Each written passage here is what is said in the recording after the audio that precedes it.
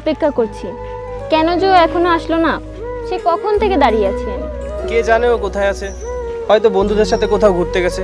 তুমি চাইলে আমার সাথে যেতে পারো, কারণ প্রীতমের কোনো ভরসা নেই। কে জানে, ও হয়তো আজ কলেজে নাও যেতে পারে।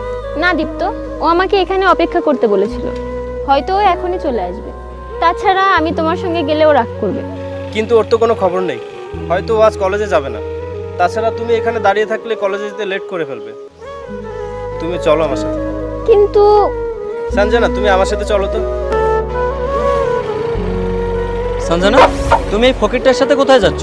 তুমি আসতে লেট করছিল তো, তাই দীপ্তর সঙ্গে যাচ্ছিলাম। আমি ভাবলাম তুমি আজ কলেজে যাবে না। আরে সঞ্জনা, তাই বলে তুমি এই ফকিরটার সাথে সাইকেলে উঠবে?